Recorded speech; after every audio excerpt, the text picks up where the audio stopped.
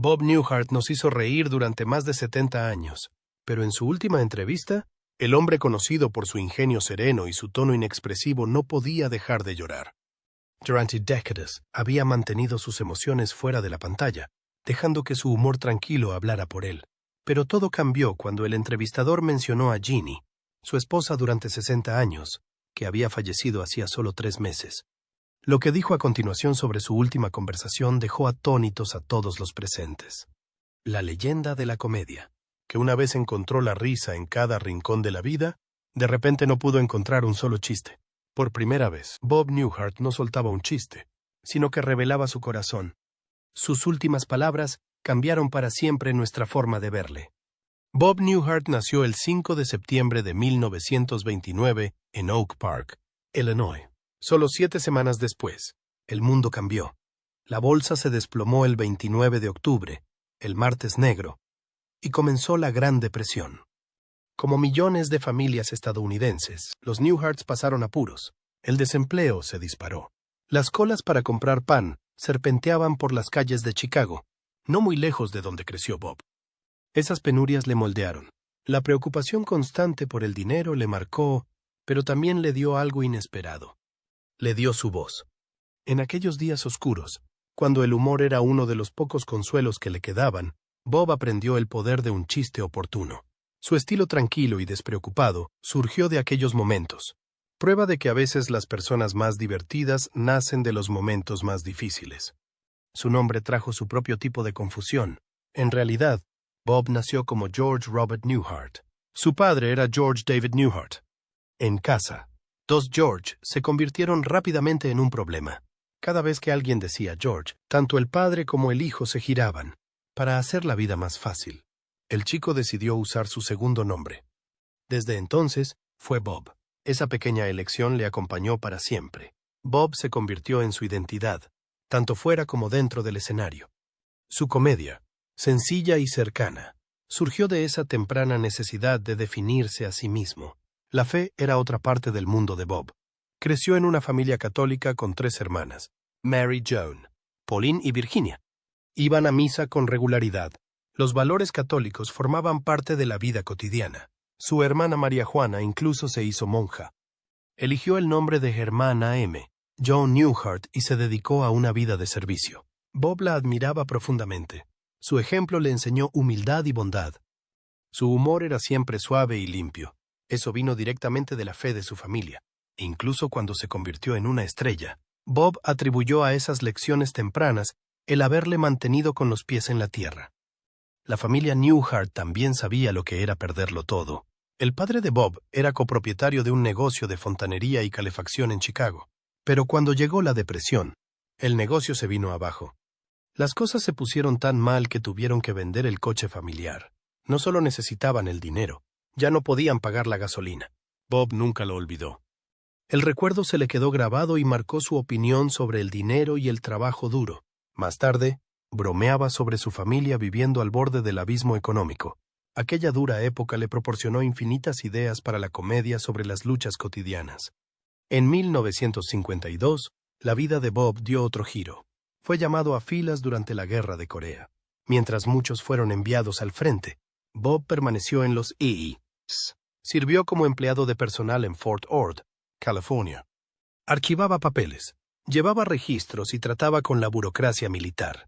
No era un trabajo heroico, pero le abrió los ojos. Vio el lado divertido de la burocracia y las peculiaridades humanas. Estas experiencias contribuyeron a su humor tranquilo y cotidiano. Bob Newhart nunca se propuso convertirse en una leyenda de la comedia. En 1954, recién salido del ejército, consiguió un trabajo en U.S. Gypsum en Chicago. Su tarea parecía sencilla, gestionar la caja chica y reembolsar a los vendedores, pero la realidad era una pesadilla. Bob se quedaba hasta tarde noche tras noche, intentando cuadrar las cuentas. Hiciera lo que hiciera, los números siempre salían mal. Una noche, agotado y frustrado, sacó el dinero de su propio bolsillo y lo metió en el cajón. A partir de entonces, cada vez que las cuentas no cuadraban, él mismo cubría el déficit. Su callada rendición no impresionó a sus colegas, pero le abrió los ojos. Bob sabía que no estaba hecho para la contabilidad. Ese error de 1,67 cambió su vida. Dejó Gypsum y aceptó un trabajo en la Glidden Paint Company. No le fue mejor. Cuando le ofrecieron trasladarlo a Maine, se negó. Aquella decisión puso fin a su carrera de contable. Se quedó en Chicago, decidido a seguir un camino diferente. Encontró trabajo como redactor publicitario y locutor, a duras penas. Pero algo había cambiado. Bob estaba dispuesto a arriesgarse. A altas horas de la noche, él y su amigo Ed Gallagher se colaban en su oficina y utilizaban el equipo de grabación de la empresa. Grababan cintas cómicas y las enviaban a las emisoras de radio. La idea era sencilla. Las cintas costaban $5 hacerlas y enviarlas por correo. Pero se vendían por solo $4. Cuantos más vendían, más dinero perdían. Pero a Bob no le importaba. Estas sesiones le permitieron probar algo nuevo. La emoción de crear. La emoción de escuchar su propia voz en una cinta. La rebelión contra la monotonía de su trabajo diario. Ya no se trataba de dinero, se trataba de encontrarse a sí mismo. Una de esas cintas llegó a manos de Dan Sorkin, un popular disc jockey de Chicago. Sorkin oyó algo especial en la voz de Bob. Puso la cinta en su programa de radio. A los oyentes les encantó. Sorkin se la mostró a Jim Conklin, el presidente de Warner Brothers Records. Conklin le ofreció a Bob un contrato, a pesar de que Bob nunca había actuado en vivo. Warner Brothers montó un falso espectáculo en directo en Texas, llenando la sala de amigos y personal. En 1960 ocurrió algo que nadie esperaba. Un álbum de comedia alcanzó el número 1 en las listas Billboard. Se llamaba The Button-Down Mind of Bob Newhart. No fue solo durante 1 o 2 semanas.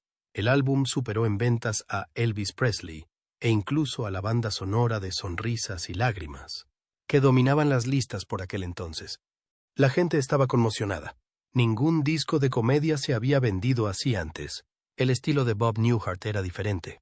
Mantenía conversaciones telefónicas unilaterales que hacían reír a la gente imaginándose a la otra persona al otro lado de la línea.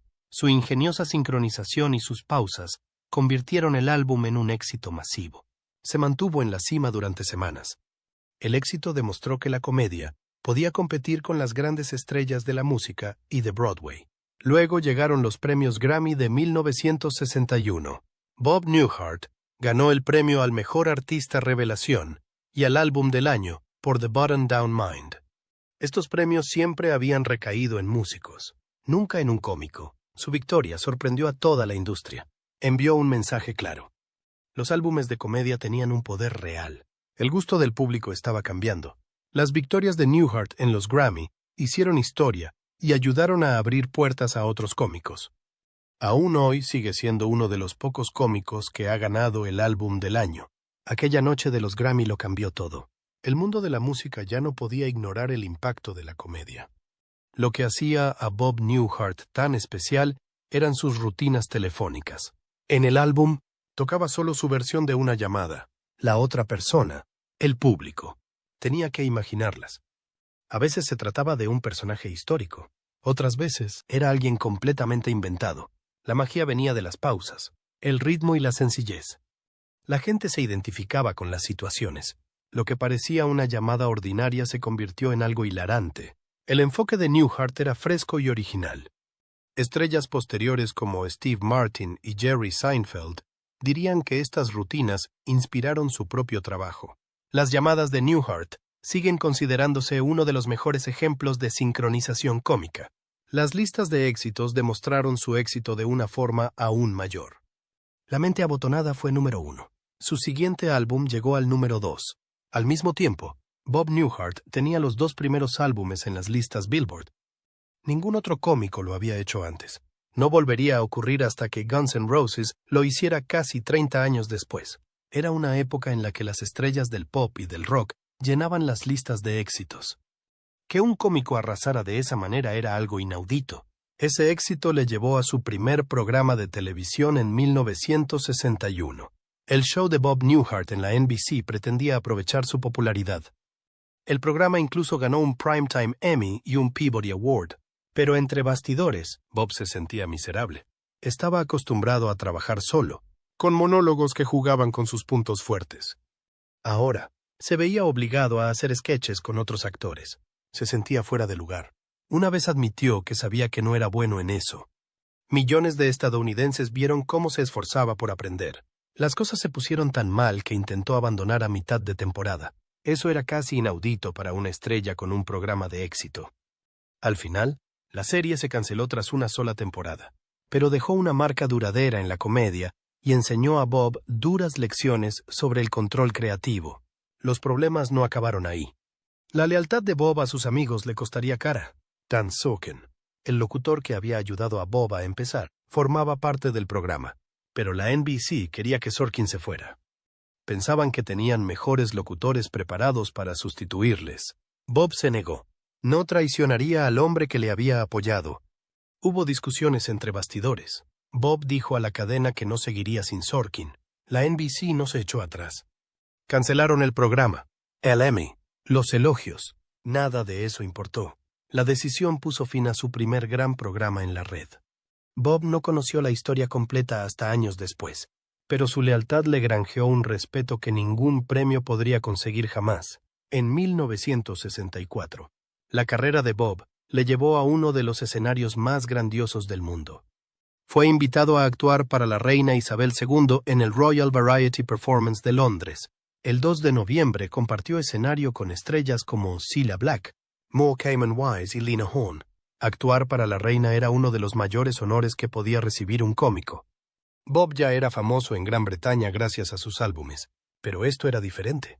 Millones lo vieron. Su humor tranquilo e inteligente funcionó tan bien con el público británico como en su país. Más tarde dijo que había sido uno de los grandes momentos de su carrera. Esa noche demostró que su comedia podía cruzar cualquier frontera. Fuera del escenario, la vida de Bob fue igual de extraordinaria. En 1963, gracias al cómico Buddy Hackett, Bob conoció a Virginia Ginny Quinn. Hackett estaba tan seguro de que eran perfectos el uno para el otro que les preparó una cita.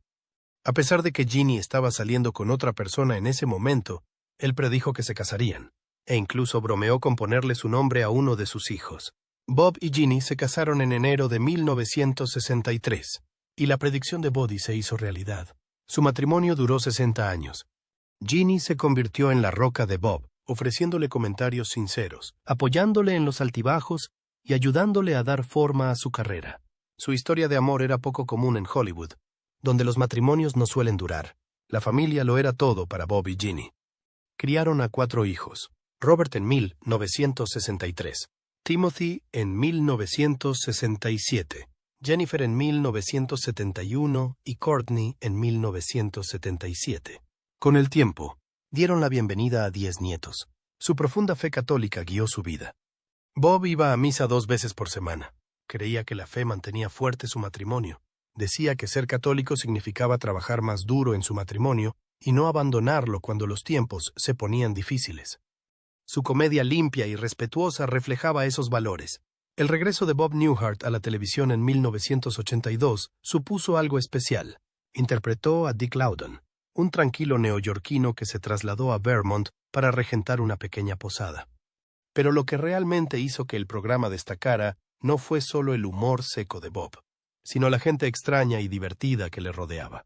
Su esposa Joanna, interpretada por Mary Fran, aportaba amabilidad e ingenio. El manitas, George Utley, interpretado por Tom Poston, tenía un encanto dulce pero despistado.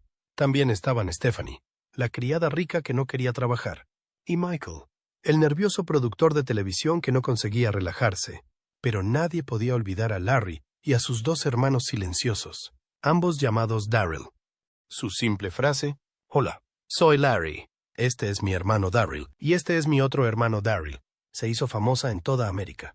Cada vez que aparecían, su extraño comportamiento y sus gags silenciosos provocaban grandes carcajadas. El hermoso escenario de Vermont, inspirado en la auténtica posada Waybury, hacía que las locuras parecieran aún más divertidas. Durante 8 años, Dick trató de mantenerse cuerdo mientras todos a su alrededor actuaban salvajemente, y esa mezcla de normalidad y extrañeza hizo del programa un gran éxito. Pero entre bastidores, Bob Newhart se enfrentaba a algo mucho más aterrador que cualquier vecino raro. En 1985, el tabaco estuvo a punto de matarle. Había fumado mucho durante años, encendiéndose incluso en mitad de la noche. Los daños se acumulaban. Su cuerpo empezó a producir demasiados glóbulos rojos. Su sangre se espesó peligrosamente y casi sufrió un derrame cerebral. La señal de alarma llegó en Miami, cuando empezó a sangrar por la nariz sin parar. Los médicos le llevaron rápidamente al hospital y le dijeron la verdad. Su hábito de fumar le había llevado al límite. Bob tenía entonces 56 años, y el susto le sacudió. Ese mismo día dejó de fumar y nunca más volvió a hacerlo. Su salud se recuperó rápidamente y mantuvo su carrera durante muchos años más. El espectáculo en sí fue un gran éxito. De 1982 a 1990. Se emitieron 184 episodios a lo largo de 8 temporadas. No solo fue popular entre los fans, sino que también impresionó a la crítica. Obtuvo 25 nominaciones a los Emmy y 7 premios importantes. Bob fue nominado 3 veces como mejor actor de comedia. La serie también obtuvo nominaciones a los Globos de Oro y otros premios.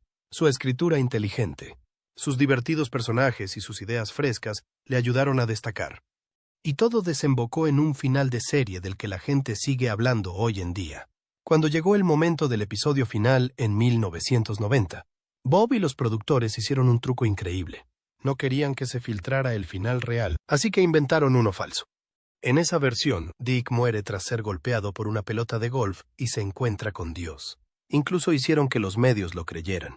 Solo unas pocas personas sabían la verdad. Cuando se rodó el final real, el público se quedó boquiabierto. Dick se despertó en la cama junto a su antigua esposa televisiva, Suzanne Pleshette. Resultó que todo el show de Newhart había sido solo un sueño. Los fans enloquecieron. El sorprendente final ha sido calificado como el mejor de la historia de la televisión. La trayectoria de Bob Newhart en el cine comenzó de una forma que sorprendió a todos. No empezó con una comedia. Su primera película fue el drama de la Segunda Guerra Mundial. El infierno es para los héroes, estrenada el 3 de octubre de 1962. La película, dirigida por Don Siegel, estaba protagonizada por Steve McQueen y narraba la intensa historia de un pequeño grupo de soldados estadounidenses que intentaban contener a una fuerza alemana mucho mayor. Newhart interpretó al soldado de primera clase Larson. Era un papel serio, y nadie esperaba que un famoso cómico se metiera por primera vez en una película bélica. La película ganó unos $2 millones en taquilla, una cifra sólida para la época. Con los años, se ganó el respeto como favorita de culto entre los aficionados al cine bélico. Este debut dramático lanzó la carrera cinematográfica de Newhart e insinuó que no se limitaría a un solo tipo de papel. En 1977, Newhart dejó su huella de una forma completamente distinta. Se convirtió en la voz de Bernard en la película de Disney Los Salvadores. Bernard era un ratoncito nervioso pero valiente, y el humor amable de Newhart daba al personaje un encanto que atraía tanto a niños como a adultos. La película recaudó más de $71 millones en todo el mundo y se convirtió en uno de los mayores éxitos de Disney en la década de 1970. El trabajo de Newhart gustó tanto que regresó para la secuela, The Rescuers Down Under, en 1990. Que hizo historia por ser una de las primeras secuelas animadas de Disney y la primera en utilizar el innovador sistema de animación CAPS. La voz cálida y divertida de Newhart ayudó a convertir a Bernard en uno de los personajes más queridos de Disney y llevó su humor a toda una nueva generación. En 1970, Newhart mostró otra faceta de su talento en Catch 22. Interpretó a Major, un personaje que se convierte en mayor solo por su nombre y luego se ve atrapado por la burocracia militar. La película, basada en la famosa novela de Joseph Heller, se estrenó el 24 de junio de 1970. Dirigida por Mike Nichols, contó con estrellas como Alan Arkin y Orson Welles. La película recaudó unos $24 millones en todo el mundo. Aunque al principio las críticas fueron dispares, Catch 22 se convirtió en un clásico de culto. El estilo inexpresivo de Newhart hacía que su personaje fuera a la vez divertido y triste, demostrando que podía manejar material oscuro y complejo tan bien como la comedia desenfadada. En 2003, Newhart asumió un papel que le dio a conocer a un nuevo grupo de fans. Interpretó a Papá Elfo en Elf, la comedia navideña que se convirtió en una de las favoritas de las fiestas modernas. La película, protagonizada por Will Ferrell y dirigida por Jon Favreau, Se estrenó el 7 de noviembre de 2003 y fue un gran éxito, recaudando más de $220 millones en todo el mundo. El papá elfo de Newhart era amable, sabio y discretamente divertido. Su personaje se convirtió en uno de los más queridos de la película. Para muchos espectadores jóvenes, Papá Elfo fue su primera experiencia con el humor de Bob Newhart, lo que contribuyó a que su estilo siguiera siendo popular para una nueva generación. Durante más de 50 años, Newhart apareció en 14 películas. Su primer papel protagonista fue en Hot Millions, en 1968, donde interpretaba a un astuto estafador. Décadas más tarde, apareció en Horrible Bosses en 2011. Sus películas abarcaron desde dramas serios hasta aventuras animadas y comedias de éxito. Aunque centró gran parte de su carrera en la televisión, Newhart siempre encontró tiempo para el cine. Cuando Bob Newhart regresó a la televisión en 1992, la gente estaba entusiasmada. Su nuevo programa se llamaba Bob. Interpretó a Bob McKay, un amable dibujante de cómics que creó un superhéroe llamado Perro Loco en los años 50. La serie tenía una idea inteligente. Se burlaba del mundo del cómic y de la forma en que los cómics se hacían menos violentos en el pasado. Incluso se imprimieron cómics reales de Mad Dog durante la serie. Al principio, Bob McKay volvió a trabajar en su antiguo cómic, pero luego la cadena quiso que el héroe fuera más oscuro y violento, como los cómics de la época. La serie intentó seguirlo, pero perdió su encanto. Cambiaron el reparto y trasladaron el espectáculo a otra noche. Eso no ayudó. Después de 33 episodios, se acabó. La gente se sorprendió. Los programas de Newhart siempre habían funcionado, pero este no encajaba. A mediados de los 90, Les Moonves, presidente de la CBS, quería que volviera a la pantalla. Bob no quería hacerlo al principio, pero Moonves siguió pidiéndoselo. Él creía que Bob todavía tenía algo especial que ofrecer. Esto llevó a George y Leo en 1997.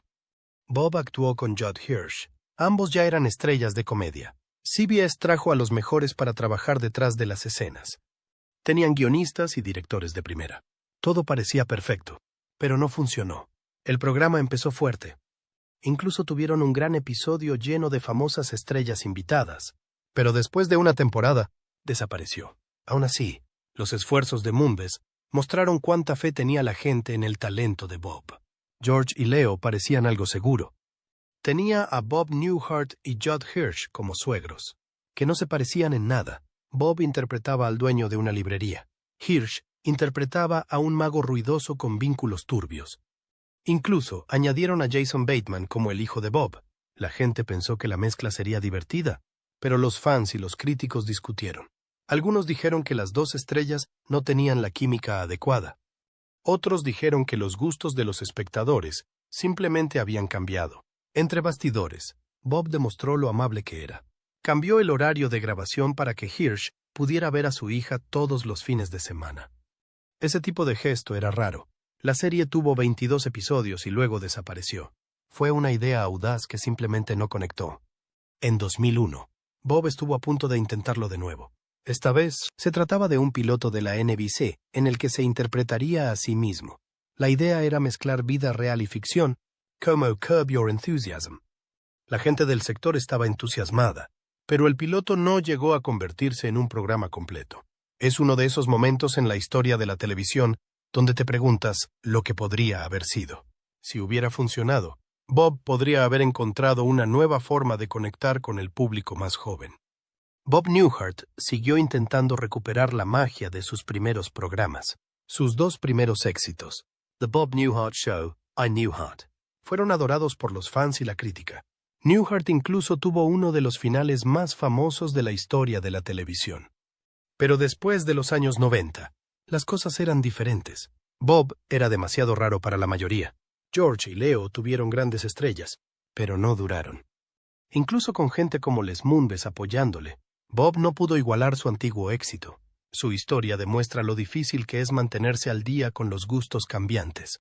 El tiempo de Bob Newhart en The Big Bang Theory dio a los fans algo verdaderamente especial. Interpretó a Arthur Jeffries, más conocido como el Profesor Proton.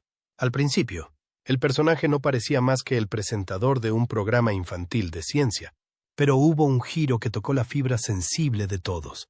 El profesor Proton había sido el héroe de la infancia tanto de Sheldon Cooper como de Leonard Hofstadter.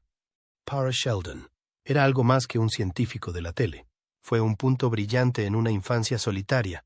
El profesor Proton hizo que la ciencia se sintiera mágica. Esta conexión mostró un lado más suave de Sheldon.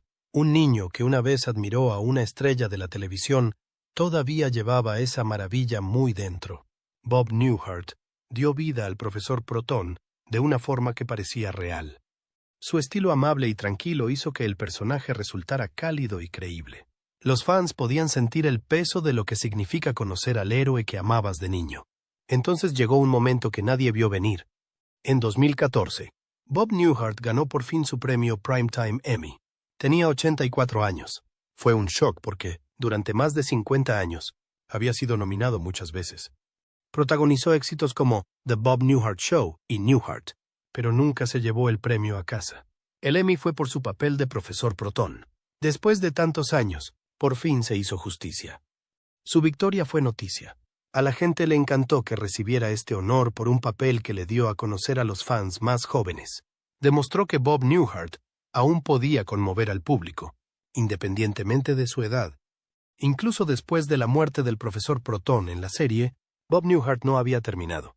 Volvió como un fantasma que daba consejos a Sheldon. Estos momentos eran graciosos, pero también hacían pensar. Recordaban a Obi-Wan Kenobi guiando a Luke en la Guerra de las Galaxias. El fantasmal profesor Proton de Bob ayudó a Sheldon a enfrentarse a las grandes preguntas de la vida. Estas escenas mezclaban humor con emoción real. A los fans les encantó cómo el fantasmal mentor añadía profundidad al viaje de Sheldon.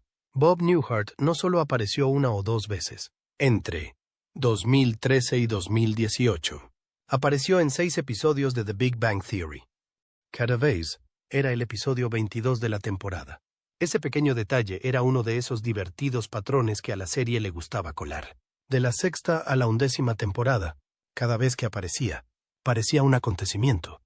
Los fans estaban deseando verle. Sus escenas ayudaron a crecer a los personajes, especialmente a Sheldon.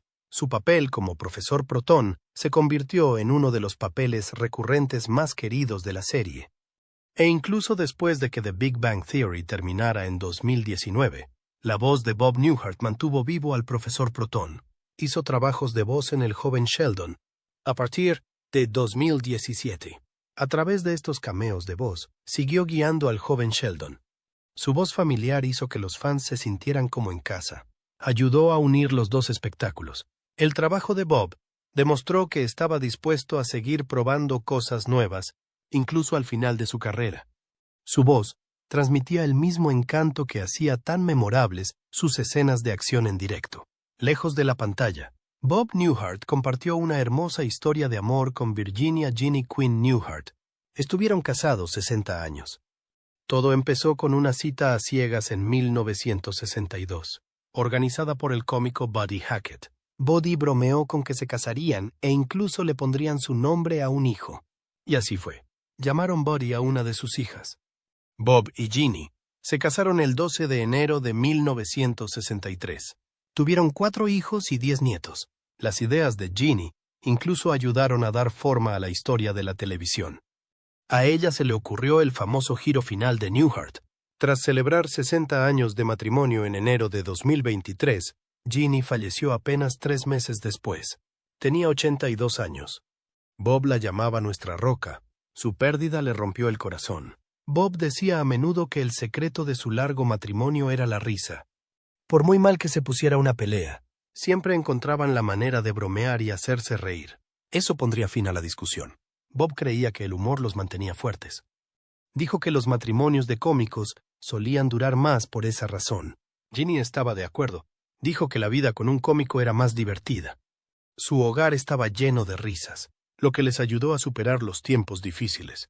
El 18 de julio de 2024, Bob Newhart murió a los 94 años en Los Ángeles.